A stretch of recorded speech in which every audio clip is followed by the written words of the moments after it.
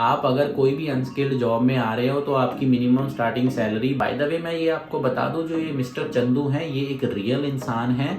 ये कोई मैंने अपनी तरफ से नहीं बनाया। हाँ, स्लोवेनिया में ही, लेकिन बहुत परेशान हूँ। तो मैंने कहा क्यों, क्या मैं वहाँ चला गया इस सोच से कि शायद वहाँ पर मुझे ज़्यादा पैसे मिलेंगे। अपने आप से वीज़ा अप्लाई करना चाहते हैं, जॉब्स नहीं मिल रही, जॉब्स ढूंढ रहे हैं, आपको मेरी हेल्प चाहिए। अपने फ्यूचर के बारे में अगर सोच रहे हो ना, अपने बच्चों के बारे में, तो ये कंट्री आपके लिए बेस्ट है। उनका एक कोड 95 का टेस्ट होता है जो कि उनको करना पड़ता है, उसी से वो एलिजिबल हो जाते हैं यूरोप और स्लोवेनिया में ड्राइविंग करने के लिए। अगर आप चैनल को सब्सक्राइब करोगे तो आपकी मदद से ही मेरा चैनल ग्रो होगा और मैं आपको हमेशा याद रखूँगा कि आप लोगों ने मेरी इतनी सपोर्ट की थी। तो घंटे वाला बटन एक बार दबा लें ताकि आपको नोटिफिकेशन आते रहे मेरी वीडियोस के। नमस्कार, कैसे हैं आप लोग। आज हम बात करेंगे मिस्टर चंदू के ऊपर। आप मेरे पीछे उनका नाम देख सकते हैं। मिस्टर चंदू है कौन? अगर आपने मेरी पिछली कुछ 2 वीडियोस देखी हो जो मैंने तकरीबन 6-7 महीने पहले बनाई थी, एक मैंने कोड 95 के ऊपर बनाई थी और एक मैंने बनाई थी कि थिंग्स अबाउट स्लोवेनिया के ऊपर, तो उसमें मैंने एक बंदे का मेंशन किया था जिसका नाम था मिस्टर चंदू। तो आज हम उनकी स्टोरी को कंटिन्यू करेंगे और आपको बताएंगे कि मिस्टर चंदू असल में कर क्या रहे हैं, कहाँ पर चले गए मिस्टर चंदू। तो रिसेंटली मिस्टर चंदू ने मेरे साथ कांटेक्ट किया और उन्होंने मुझे अपनी जर्नी के बारे में कुछ चीज़ें शेयर की हैं। बाय द वे मैं ये आपको बता दूं, जो ये मिस्टर चंदू हैं ये एक रियल इंसान है। ये कोई मैंने अपनी तरफ से नहीं बनाया। हाँ, ये जो मिस्टर चंदू नाम है ये मैंने अपनी तरफ से रखा है, असली नाम उनका कुछ और है। और उन्होंने मुझे बोला है कि मैं उनका नाम ना बताऊं वीडियो में। किसी दिन शायद मैं उनके साथ इंटरव्यू भी करूंगा, तो उस इंटरव्यू में भी मैं उनको मिस्टर चंदू ही बुलाऊंगा। तो काफ़ी टाइम हो गया था कि मैंने मिस्टर चंदू के साथ कांटेक्ट नहीं किया था, ना ही उन्होंने मेरे साथ किया था। तो एक दिन मैं वैसे ही अपना फ़ोन चला रहा था तो मुझे एक मैसेज आया जिसमें मिस्टर चंदू ने बोला, सर मेरी हेल्प कर दो। मैंने सबसे पहले तो उनको बोला कि आप मुझे सर मत बोलो, आप मुझे भैया बोल सकते हो या मेरे नाम से बुला लो। मैं आप लोगों को भी रिक्वेस्ट करता हूँ कि आप मुझे सर मत बोला कीजिए। आप मुझे जो मतलब मेरे नाम से बुलाना है या भाई या ब्रदर पाजी कहना है वो आप चूज़ कर ले, लेकिन आप मुझे सर मत बुलाया कीजिए। तो मैंने मिस्टर चंदू से पूछा कि भाई क्या हो गया, कैसे हो, कहाँ पे हो, स्लोवेनिया में ही हो इंडिया तो नहीं चले गए? तो उन्होंने कहा कि सर नहीं, मैं तो हूँ तो स्लोवेनिया में ही, लेकिन बहुत परेशान हूँ। तो मैंने कहा क्यों, क्या बात होगी, आप इतने परेशान क्यों हो? आप तो मुझे लगता था कि बहुत खुश हो, क्योंकि लास्ट टाइम जब आपने मुझे बताई थी अपनी स्टोरी तो आपने तो मतलब एक पार्टी टाइप मुझे इवेंट का बताया था। तो क्या हो गया अब कि आप खुश नहीं हो? तो उन्होंने बताया कि सर मैंने ना आपसे बात करने के बाद कुछ 2-3 महीने बाद मैंने अपनी जॉब चेंज कर ली। जहाँ पर मैं आया था वहाँ पर मैंने छोड़कर कहीं और चला गया। मैं वहाँ चला गया इस सोच से कि शायद वहाँ पर मुझे ज़्यादा पैसे मिलेंगे। पैसे मेरे पिछली जगह भी अच्छे बन रहे थे, लेकिन उन्होंने कहा कि मैं इसलिए चला गया कि मुझे था कि चलो 200-300 यूरो ज़्यादा बन जाए। तो उन्होंने बोला जब मैं वहाँ पर गया पहले 1-2 वीक तो मुझे उन्होंने बहुत काम कराया ये बोलकर कि हम तुम्हें सिखा रहे हैं। तो उसके बाद जब मेरी 1 महीना पूरा हो गया और मेरी सैलरी आने वाली थी, तो तब उन्होंने मुझे सिर्फ 1 हफ्ते की सैलरी दी। तब मिस्टर चंदू ने बोला कि उनको तो बड़ा गुस्सा आया, तो उन्होंने वहाँ का जो ओनर था उससे मतलब आर्गुमेंट किया कि भाई ऐसे थोड़ी होता है कि तुम एक 10 दिन की काटनी 1 हफ्ते की काटनी है, काट लो, इतनी ज़्यादा क्यों काट रहे हो? तो उन्होंने बताया कि फिर वहाँ से वो चले गए और वो 2-3 महीने काम ही नहीं किया। मतलब इतना वो डिप्रेस्ड हो गए, इतना वो मतलब निराश हो गए कि यार स्लोवेनिया में मेरे साथ ये हो क्या गया है। तो तब उन्होंने मुझे ये मैसेज किया। तो आज की डेट में जब मिस्टर चंदू मेरे से बात करके हटे हैं तो मैंने उनकी जॉब चेंज करवा दी है और वो फिर से बहुत खुश हो गए हैं। क्यों? क्योंकि आज शाम को उनका पहला दिन है अपनी नई जॉब के ऊपर, और जहाँ पर वो जॉब करने जाएंगे वहाँ पर उनका एग्रीमेंट ऑलरेडी साइन हो चुका है कि उनको पहले दिन से ही सैलरी मिलेगी। प्लस जो भी वो पिछली जॉब्स में कमा रहे थे मिस्टर चंदू, उनको उन जॉब्स से 10 या 20 या 50 यूरो ज़्यादा ही मिलने वाले हैं। तो इस जगह मैंने उनकी जॉब लगवा दी है, अब चेंज करवा दी और वो बड़े खुश हैं। अब तो उनकी खुशी का कोई ठिकाना भी नहीं है। मैं सच बात बताता हूँ, तो जब सुबह मेरे साथ उन्होंने बात की, मैंने 2-3 घंटों में उनकी जॉब फिक्स की। उन्होंने इंटरव्यू दी ऑनलाइन, मालिक को एक बार मिलकर भी आए क्योंकि वो जहाँ पर रहते हैं उनके पास ही था वो। तो मुझे उनका फ़ोन आया और बोल रहे थे, रो रहे थे बेचारे मिस्टर चंदू। मुझे तो मतलब बड़ा फील हुआ कि कह रहे थे कि sir thank you so much, आपने मेरी हेल्प की, अब मैं फिर से काम कर सकता हूँ। और मैं उनसे एक बात पूछी, मैंने कहा चंदू जी, जब आप इतने महीने काम नहीं कर रहे थे, डिप्रेस थे, तो आप कर क्या रहे थे? तो मिस्टर चंदू ने मुझे बताया, कुछ नहीं सर, सुबह उठता था, यूट्यूब देखता था, फेसबुक देखता था, आपकी वीडियो देखता था और 2 पैग लगाकर सो जाता था। तो मैंने कहा भाई ये तो फिर मतलब आप तो कुछ कर ही नहीं रहे थे। ये सब तो ठीक है मिस्टर चंदू, वीडियोस वगैरह तो देख रहे थे, लेकिन मुझे ये बताओ ये 2 पैग लगाने के पैसे कहाँ से आए आपके पास? तो उन्होंने कहा सर जी मेरे पास पैसे तो थे, लेकिन वो इतना डिप्रेस्ड हो गया, वो मैंने सारे यूज़ कर लिए। तो मैंने फिर मिस्टर चंदू से मतलब डिटेल में बात की, वो अब मैं शेयर तो नहीं आपसे कर सकता, लेकिन मिस्टर चंदू बहुत ही बढ़िया इंसान है, थोड़े जिगरे वाले भी हैं। तो जब मिस्टर चंदू की जॉब फिक्स हो चुकी है, अब वो बड़े खुश हैं। अब मुझे शायद वो कल को फिर फ़ोन करेंगे जॉब के बाद कि उनके साथ कैसा रहा जॉब।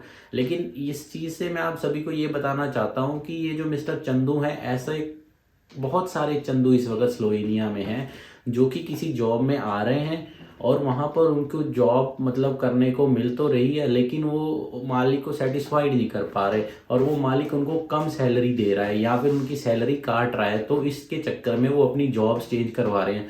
कुछ की तो मैं हेल्प कर रहा हूँ, कुछ की और भी लोग हैं जो हेल्प कर रहे हैं। तो अगर आप में से कोई ऐसा है जो जॉब चेंज करना चाहता है, तो आप मेरी वेबसाइट पे जाकर मेरे साथ कांटेक्ट कर सकते हैं। बाकी अब ये जो मिस्टर चंदू की स्टोरी है ये तो चलती रहेगी। अब मैं आगे आपको अगली वीडियो में बताऊंगा कि मिस्टर चंदू ने आखिर जॉब पर जाकर किया क्या है, फिर से वही तो नहीं कर दिया जो वहां पर किया था। लेकिन इस वक्त ये चीज़ का मैं 100% श्योर हूँ कि अब मिस्टर चंदू के पैसे नहीं कटने वाले। अब मिस्टर चंदू को थोड़ा सा साइड पे कर देते हैं, उनको आराम करने देते हैं। अब बात करते हैं कि कुछ लोगों ने मेरे कमेंट सेक्शन में बोला था कि सर हमें स्टडी वीज़ा के ऊपर भी कुछ बता दो। देखिए मेनली मैं तो वर्क परमिट के बारे में ज़्यादा बताता हूँ। वर्क परमिट और स्टडी परमिट दोनों सेम ही एक तरह के परमिट्स ही होते हैं। सिर्फ डिफरेंस ये होता है, वर्क परमिट पे आपको जॉब करने का परमिट मिलता है और स्टडी में आप सिर्फ स्टडी कर सकते हो। लेकिन स्टडी परमिट पे आप जॉब भी कर सकते हो, लाइक फुल टाइम वर्कर, होती तो पार्ट टाइम है लेकिन आप अनलिमिटेड घंटे काम कर सकते हो।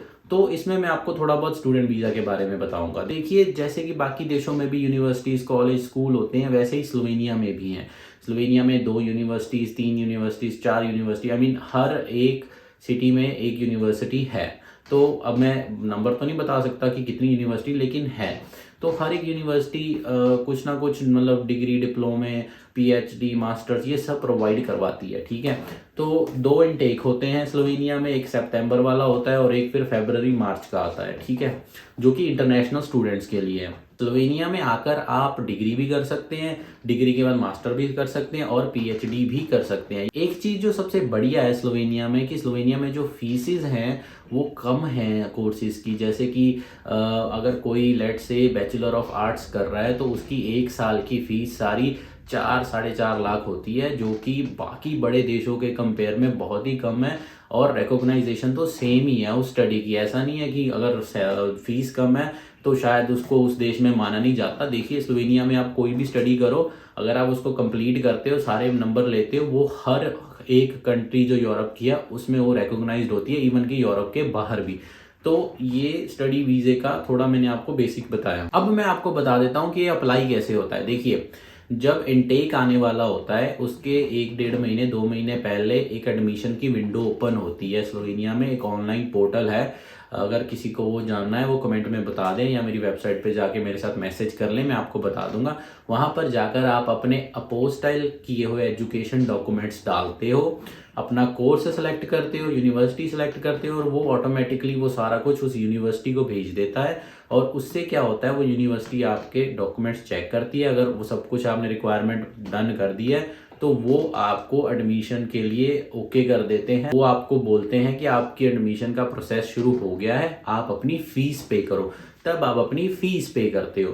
इसी के दौरान जब आपका एडमिशन ओके हो जाता है, मैं रिकमेंड करता हूँ आप स्लोवेनिया में रहने के लिए हॉस्टल वगैरह या फिर जो भी प्राइवेट जहाँ रहना है उसका भी आप रिसर्च कर लें। तो जब आपकी फीस पे हो जाती है, आपके पास घर का कॉन्ट्रैक्ट आ जाता है या हॉस्टल का जो भी कॉन्ट्रैक्ट आ जाता है, तो तब कॉलेज वाले आपको एक एनरोलमेंट लेटर दे देते हैं, वो और आपके घर का, और उसके साथ आपको एक स्टूडेंट परमिट का एप्लीकेशन भरना पड़ता है, वीज़ा फॉर्म जो होता है वो भरना पड़ता है। थोड़े बहुत फंड्स शो करने होते हैं, मिनिमम शो करने होते हैं। एक तो आपकी फ़ीस जो अगले साल की होगी वो, प्लस जो स्लोवेनिया में रहने का बेसिक है जैसे कि 250-300 पर महीने के हिसाब से, तो आपको तकरीबन 6 से 7 लाख अपने अकाउंट में शो करना है। अगर आप 26 साल से कम हो तो आप अपने पेरेंट्स के फंड लगा सकते हो, तो अगर आप 26 साल से ऊपर के हो तो आप अपने अकाउंट वाला भी शो कर सकते हो। ये बहुत ही ज़रूरी रिक्वायरमेंट है। इसके साथ आपकी लगती है एक हेल्थ इंश्योरेंस, एक पुलिस वेरिफिकेशन, एक वो फंड्स वाला तो मैंने आपको बता दिया, फोटो, वीज़ा फॉर्म, ये सब इसके साथ लगते हैं। और आप एम्बेसी में अपॉइंटमेंट लेकर वहाँ पर जाकर अपनी फाइल सबमिट कर देते हो, फिंगर दे देते हो, तकरीबन 2-3-4 महीने के अंदर अंदर प्रोसेस कंप्लीट हो जाता है और आपको आपका परमिट मिल जाता है। तो ये होता है स्टडी का प्रोसेस। अब मैं बात करना चाहता हूँ थोड़ी बहुत कि अगर आप में से कई लोग जो इंडिया में अपने देशों में बैठे हैं और अपने आप से वीज़ा अप्लाई करना चाहते हैं, जॉब्स नहीं मिल रही, जॉब्स ढूंढ रहे हैं, आपको मेरी हेल्प चाहिए, आपने कुछ नहीं करना है, मेरी वेबसाइट पे जाएं एक बार, वहाँ पर जाकर आप फ्री में मेंबर बन जाएं, मेरे साथ कॉल बुक कर लें, मैं आपको जॉब ढूंढने में मदद करूँगा। क्या पता आपको जॉब मिल जाए और आप अपने आप से ही अप्लाई कर लें और आपके लाखों बच जाएंगे। तो आप ये ज़रूर करें, क्योंकि आज की डेट में स्लोवेनिया का वर्क परमिट मिल रहा है, लोग यहाँ पर आकर काम कर रहे हैं, एक महीने का 1 लाख से लेके 1,20,000 तक कमा रहे हैं। तो आप इस चीज़ को मिस मत करो। प्लस लाइफस्टाइल यहाँ का इतना अच्छा है, इन्वायरमेंट इतना अच्छा है, मतलब आप अपने फ्यूचर के बारे में अगर सोच रहे हो ना, अपने बच्चों के बारे में, तो ये कंट्री आपके लिए बेस्ट है। तो इस अपॉर्चुनिटी को आप मिस मत करो। तो मैं तो रिकमेंड करूँगा कि आप अगर जॉब नहीं ढूंढ पा रहे हो, मतलब किसी एजेंट के पास नहीं जाना चाहते, आप एक बार मेरी वेबसाइट पे जाकर ट्राई करके देखो, क्या पता आपकी किस्मत बदल जाए। अब मैं बात थोड़ी ट्रक ड्राइवर्स की भी करना चाहता हूँ।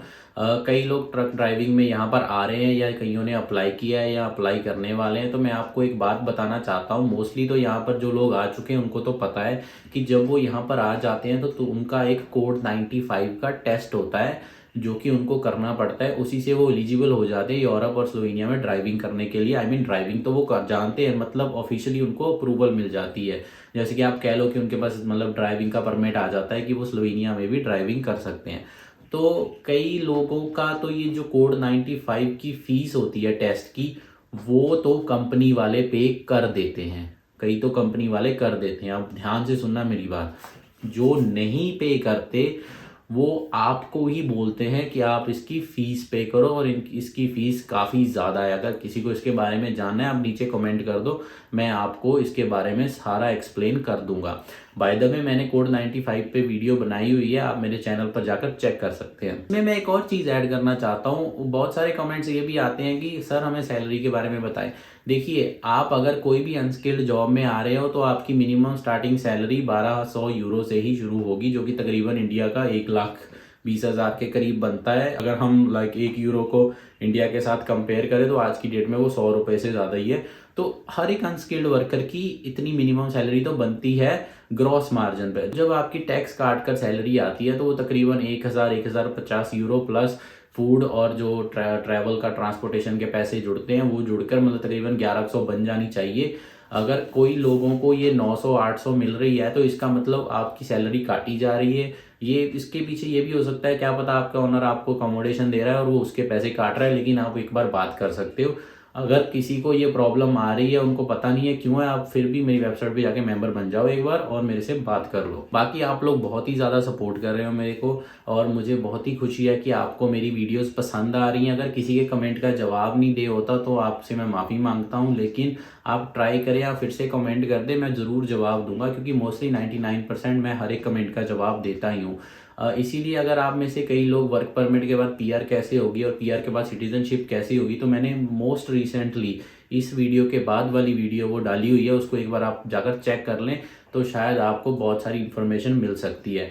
तो इस वीडियो में इतना ही। मिस्टर चंदू की जो स्टोरी है वो कंटिन्यू रहेगी, आपको मैं time by time mister Chandu के बारे में बताता रहूँगा। क्यों? क्योंकि मिस्टर चंदू बहुत ही फ़नी मतलब के जज्बातों वाले इंसान है और उनके साथ कुछ ना कुछ होता ही रहता है। तो ये रीसेंट सिनेरियो था जो उनके साथ हुआ था, लेकिन मैं खुश हूँ कि उनकी जॉब फिक्स हो गई है, अब वो थोड़े खुश हैं। Mister Chandu, good luck, I hope आपकी ये जॉब फिक्स रहे और भाई साहब जाकर दम लगाकर काम करना। तो जैसे कि मैं हर बार कहता हूँ, वीडियो को लाइक कर दें, शेयर कर दें और मेरे चैनल को सब्सक्राइब कर दें, क्योंकि बहुत सारे लोग मेरी वीडियोस देखते हैं लेकिन चैनल को सब्सक्राइब नहीं करते। अगर आप चैनल को सब्सक्राइब करोगे तो आपकी मदद से ही मेरा चैनल ग्रो होगा और मैं आपको हमेशा याद रखूँगा कि आप लोगों ने मेरी इतनी सपोर्ट की थी। तो घंटे वाला बटन एक बार दबा लें ताकि आपको नोटिफिकेशन आते रहे मेरी वीडियोस के। तो आज की वीडियो में बस इतना ही। आई होप आपको अच्छी लगी हो और कमेंट करके आप मुझे ज़रूर बताइएगा। धन्यवाद।